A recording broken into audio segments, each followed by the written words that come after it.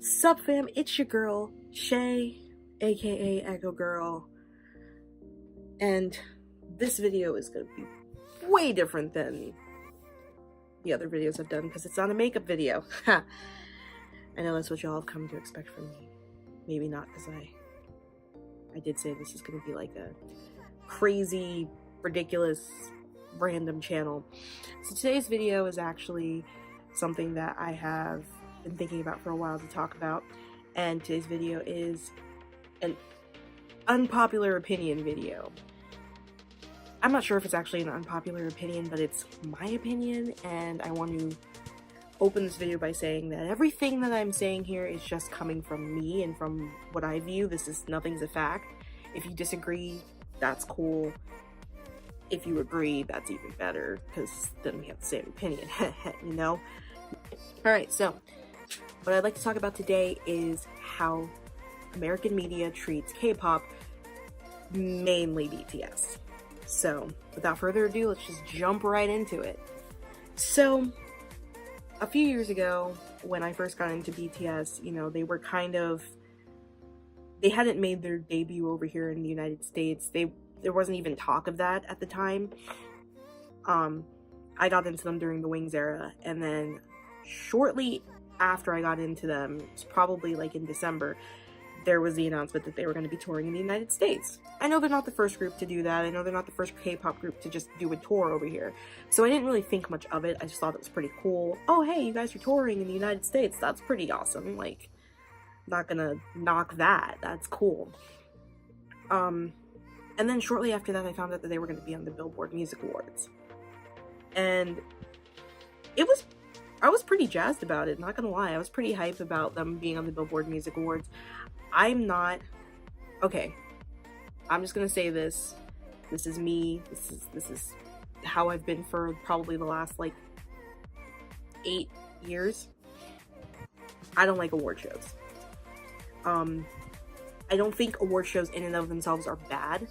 I just think that a lot of the times that on award shows, it's less about the actual artists performing and more about like, I guess, like, controversy. I also think that a lot of the same people always win the same awards, which I know is funny coming from somebody who is a big fan of BTS, who's won the Top Social Artist Award 2 years in a row. But I do feel like a lot of the same people win the awards when there's a lot of really talented artists out there that don't get recognized. But with that being said, like, I've never been a big fan of the award shows. I think that they're not a great medium necessarily if you're, like, seeing an artist for the first time, because you're not usually getting to see the artist at their best or at their, like, highest peak, because they're limited to what they can do with the time that they're given. So that's my opinion on award shows. But nonetheless, I know it's a big honor regardless to be invited to an award show. Whether you're from the United States or you're not, I know it's a big honor. And for BTS, a K-pop group that was relatively unknown over here in mainstream media, to come over here and suddenly, like, be nominated for an award, I thought that was pretty cool. I didn't actually watch the BBMAs because, again, I don't watch award shows. I was actually playing Friday the 13th with my cousin when she said over the headset, "Oh, your boys just won the award for Top Social Artist." And then my mom text messaged me and said, "Aren't you gonna come and see your boys accept the award?" And I broke my neck jumping out of bed. Not really, I didn't break my neck, but I almost did. I slid, like, on the rug down, like, on the floor, and then I, like, ran to my mom's room to watch them accept the award, and I got there just as they were getting on stage to accept it, and I was so happy and so ecstatic, and it was great. And then that same day, I watched their interview with Billboard that they did, and I gotta say, it was the weirdest thing for me to watch that. Not because BTS, a K-pop group, a Korean group, was on, like, talking to an American publication, but because the interviewer didn't look like he knew what to do with... He didn't look like he knew what to do with J-Hope. Like, we all know how J-Hope's personality is. We know how vibrant he is and how, like, hyper he can be and how goofy he can be. The interviewer kind of looked a little concerned. And I've noticed that as a pattern with a lot of these interviewers that interview them. I've said interviewer a million times. With a lot of these ones that interview them, I've noticed it's a pattern that when J-Hope starts to kind of go off and sing and dance and be goofy, that they all stand there with this whole they look at the camera or they look at the other members awkwardly like, when is he gonna stop? Can we get him to stop? and it makes me uncomfortable. It actually physically makes me uncomfortable. I'm like, ew, why do you look like that? Why do you look like you're afraid of this guy? Like, he's just being goofy, he's just being silly. Some of them don't, not all of them do, but there's a lot of them who do. Like, the one interview they did, I don't remember what publication it was for, but it was the one where they start singing Despacito and dancing around and stuff like that. That girl looked so uncomfortable by J-Hope and by Jimin and their actions. She just looked like she didn't belong there. She's just standing there looking back between all of them like I don't know what to do, because they're all just being weird. Like you've never been around people that have personalities before? I don't know. Then it was 2017 was when they came here for the American Music Awards, when they came here for, and they performed on Jimmy Kimmel, and I think they performed on James Corden that, yes, they did perform on James Corden that year too. Jimmy Kimmel and James Corden I'm not going to talk about because those are late night talk shows, and if you are familiar with a lot of late night, if you're familiar with a lot of late night talk shows in the United States, they tend to focus more on the artist. They don't really pay attention to the audience at all. Fair enough. The American Music Awards, though, was the first time I noticed this issue, and I couldn't figure out what it was that bothered me. And it wasn't until they came back in 2018 that it finally like clicked for me, and I knew why the performance in 2018 and the performance in 2017 bugged me so much. But before we get to that, so the announcement came in 2018 that they were nominated again for a Billboard Music Award, and I was hyped. I was ecstatic. I was like, all right, they already won Top Social Artist. Their albums have been doing so well. Let's see what they've got. They were nominated for Top Social Artist again. Now, here's why I have an issue with this. In an award show format, most of the time, most award shows don't allow the public to pick what they want to win. Like, if you watch the Oscars have a committee. And while I agree and disagree with that to some extent, because a lot of the times it can be very problematic, I also know that when you have fan support behind a certain artist in a certain category, it kind of gives an unfair advantage. So I honestly, I was grateful that they were nominated for the award the first year, but the second year I was like, you're only nominating them because you know that they're going to win, because you know ARMY will vote. And that made me really, really angry, because I wanted them to be stacked up in a way against the other artists in America, and have the opportunity to win the award based on their artistry. Because as a fan of BTS, I like them for the music they write, the choreography they perform, the energy they exhibit when they're on stage. I don't like them because they're a pretty face. And I know a lot of you guys don't like them because they're pretty faces. But the way that them being nominated for an award that you can only vote, that only fans can vote on, and the only award of the night at the Billboard Music Awards that the fans can vote on, is basically saying, we know you guys are going to win this award because your fans are that rabid and that insane. They will vote for you. So we're basically handing you a freebie. We don't have to actually give you anything for your artistry and your hard work. We can give it to you for just being a name that everybody's familiar with. So that kind of made me really uncomfortable. And I was already, at the time, me personally, this is me, again, all this is just me, I was already feeling some negative vibes about being a K-pop fan in general. I was seeing the most toxic side of ARMY and K-pop fandoms via Tumblr, which I do not use anymore because of it. I was seeing a lot of hate. a lot of negativity, a lot of rumors being spread, a lot of people saying things that were disgusting, especially geared towards one of my favorite songs by BTS that was taken out of context and misconstrued. If you know what I'm talking about, then you understand, but there was a lot of that going on, and it was making me really uncomfortable. The other reason I was getting a little bit turned off from K-pop was that I had nobody in real life that I could talk to that liked K-pop. I am a grown woman. I know I'm kind of dressed like a teenager right now, but I'm a grown woman, you know, and the majority of my friends are over 30. Majority of my friends don't like K-pop because they see it in a way that they think it's just a teenage trend. They don't understand that it's a genre of music, it's not a teenage trend. So they are like, we do not want to hear about K-pop, BTS, we don't want to hear about it. That's all you know. And then the last reason was solidified by the Billboard Music Awards last year in 2018. They announced that BTS was going to be performing at the BBMAs, and I was so excited. I loved the Fake Love comeback. I thought the choreo was great. I thought the aesthetic was awesome. I was like, this is going to be their chance to show the world just how amazing they are. Like, the AMAs didn't do it. And the reason why the AMAs didn't do it, for me, was the same reason why the BBMAs didn't do it. So first thing is, these award shows are not dumb. And I'm going to tell you guys this, I'm going to tell you armies this, because a lot of you guys don't get it. These award shows aren't dumb. They know we're going to watch for BTS. They know we'll sit through the entire show to see BTS. That's why they put them on so late. Watch it on YouTube the next day. Watch it on YouTube. You can watch the red carpet to support BTS. You can look at the photos. You can watch the red carpet, but watch the award show the next day. Or have, like, if your parent live with your parents or something, have your parents watch it and just call you when they're on. Don't give them the extra ratings, because you know why? That's why they're going to keep doing it. They're going to keep putting BTS towards the end of the show because they know you're going to sit through the entire show just to see BTS.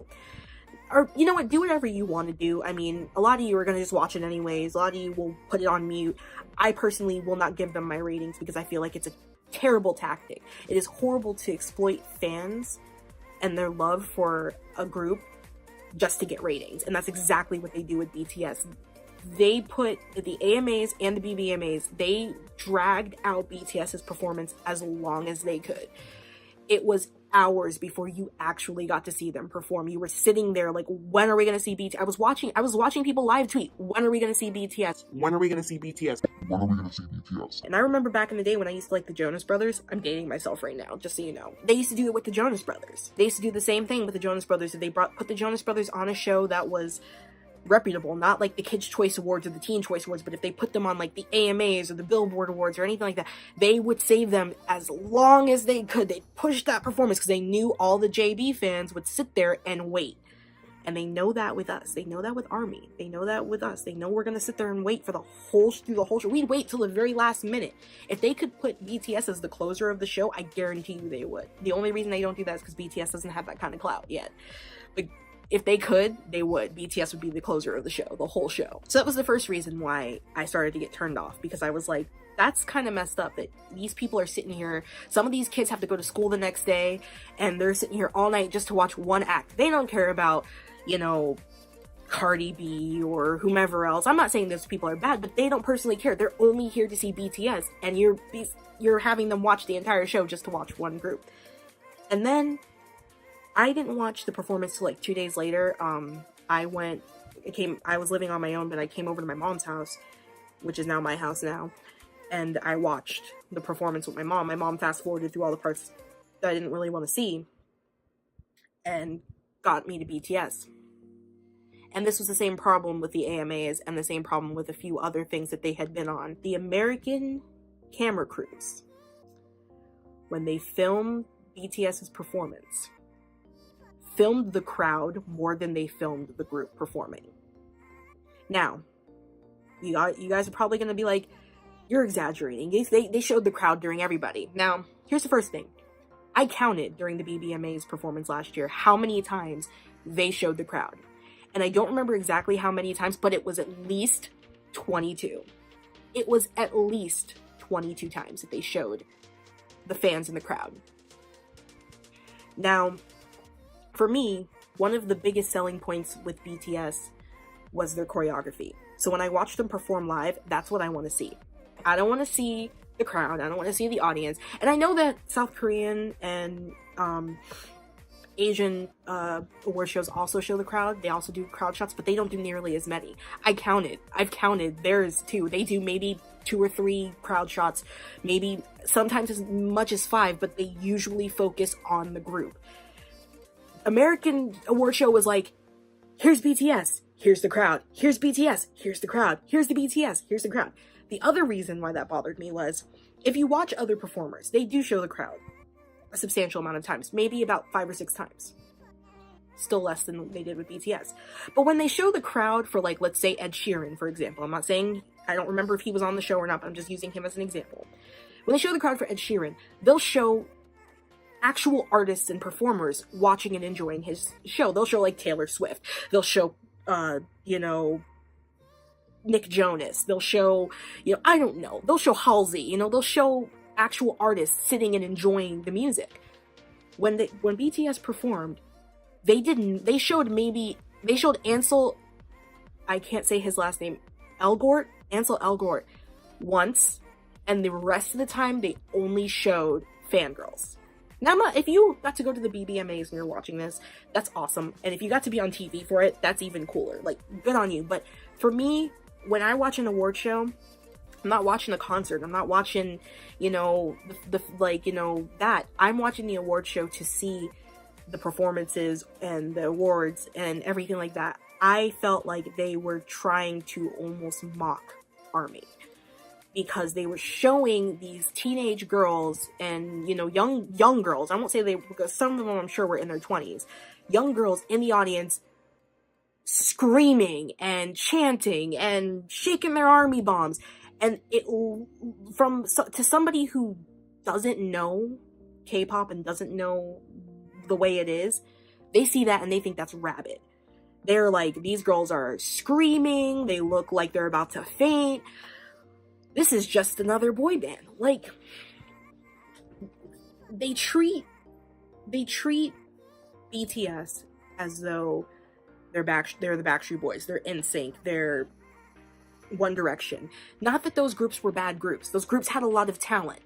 But the fact of the matter is, if you talk to somebody who was either male during those eras or was older during those eras, they will tell you from their perspective that the music sucks, because the music is something that was enjoyed by teenage girls. There is a huge stigma against teenage girls. So the fact that they're taking K-pop and they're taking an entire genre of music, which is a broad spectrum, and they're basically marketing it as this is a teenage craze and it will die down eventually. They are discrediting any artistry that these groups have. They're discrediting all the artistry that BTS has.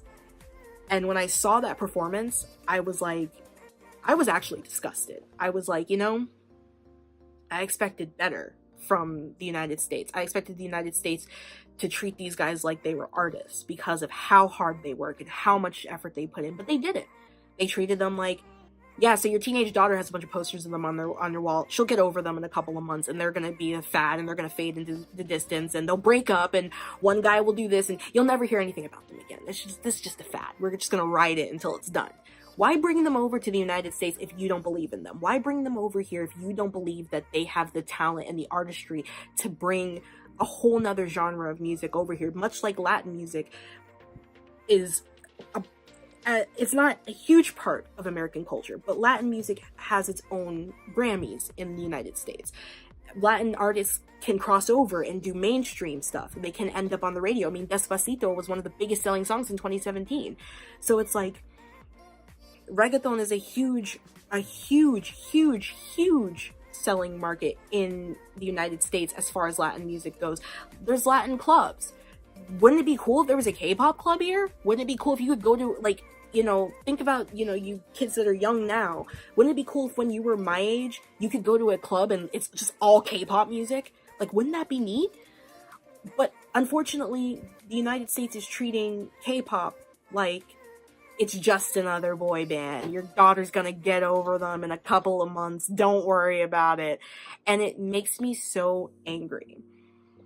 It makes me so upset that it's like that, because I don't think that that's fair to the the artists. I don't think it's fair to BTS. I don't think it's fair to how hard they work. And then to think about the fact that the door is now opening so that other artists can come through. If you haven't heard, BTS, EXO, and GOT7 were nominated for the Top Social Artist Award at the Billboard Music Awards this year. So that's three. That, to me, this is incredible because that's 3 South Korean pop groups nominated for an American award. Now, granted, it is still an award that is based on fan votes. And I know that there has been, you know, at the iHeartRadio Music Awards, there's been multiple K-pop groups who've been nominated for fan armies, things like that. But it's showing that they're starting to let a little bit more K-pop groups through. And also, BTS is nominated for Best Group or Duo, which is a non-fan voting award, which I think is a step in the right direction. If the United States is starting to really push more,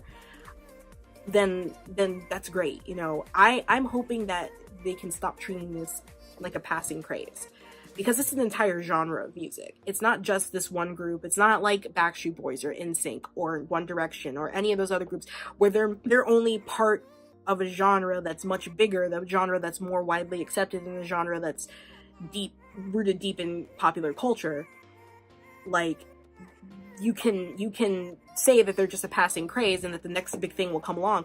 Like, K-pop is a whole genre in and of itself, and for it to be seen as like a joke, it's upsetting. I mean, it's upsetting to be seen like it's, you know, I mean, I remember last year after they did their performance of Fake Love, I remember my mom showed it to my sister, and I was actually kind of excited to hear what my sister thought, because of the fact that my sister's a dance instructor. She's a dancer. She's been dancing her whole life, and I know that they have solid choreography. And I was like, if there's anyone in my family who's gonna appreciate BTS and what they do, she's gonna do it. She's gonna be the one, because she's gonna see their dancing and she's gonna think it's incredible. Yeah, my sister hated it.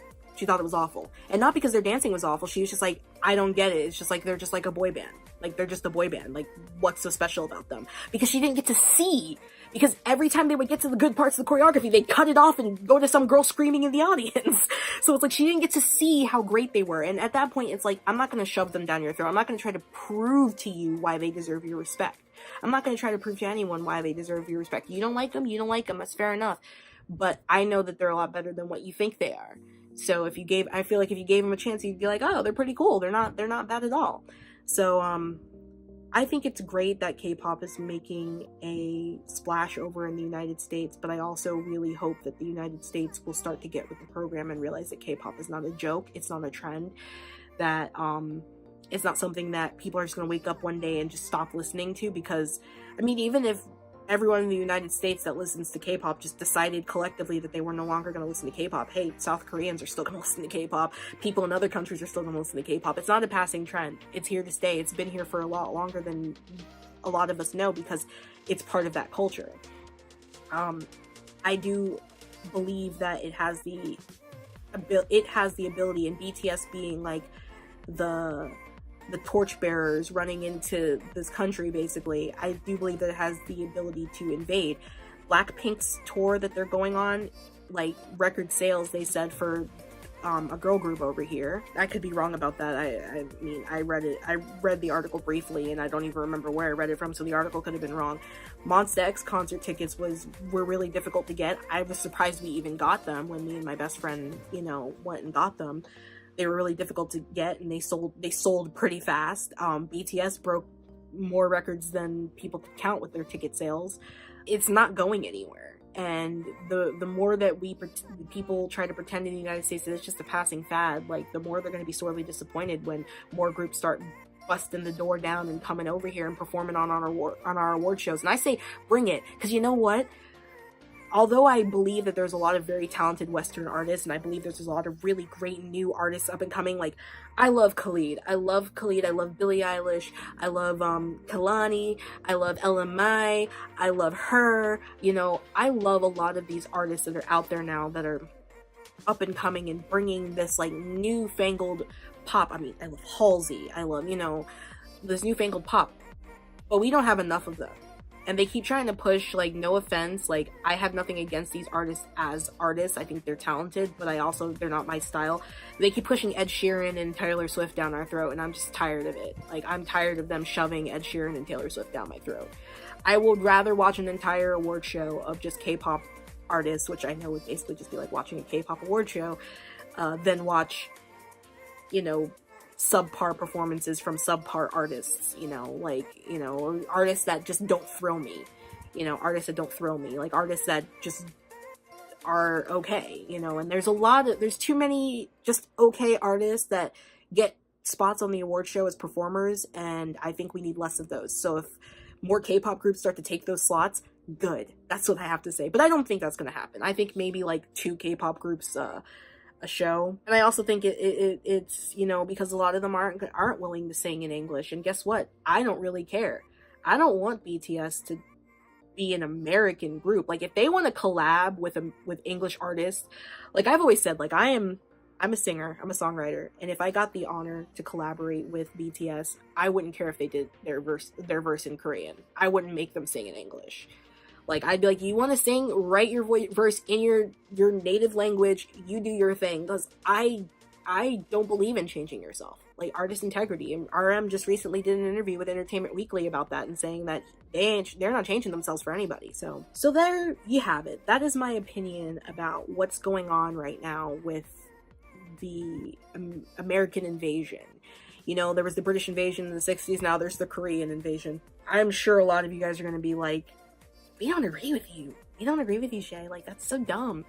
But it is something that has been eating away at me for a while, because I'm just like, there's no reason for them to treat them the way that they do. So if you agree with me, leave a like, leave a comment telling me how you feel about all this. If you're excited about the Billboard Music Awards and excited to see what the guys are going to do, I'm excited to see SNL personally, because I know SNL is going to give them that platform where they can actually perform and you can pay attention to them and not the audience. And I loved when they performed on Jimmy Fallon for that too, because like, you're not paying attention to the audience, you're paying attention to the guys, and you get to watch them dance and you get to hear them sing and rap, and you get the good from them. You get the good. So I'm excited about SNL more so than I am the BBMAs, although the BBMAs are right before I go see them in concert, so I'm just ecstatic that that's happening too. So yeah, so let me know what you guys think. Leave a like, a comment, click subscribe, click that little bell notification, you know, if you want to hear more of my really crappy opinions, because I've got a lot of stuff to say. And just thank you guys so much for watching. You know, as always, stay hydrated and take care of yourself, and I'll see you guys next time. Love you.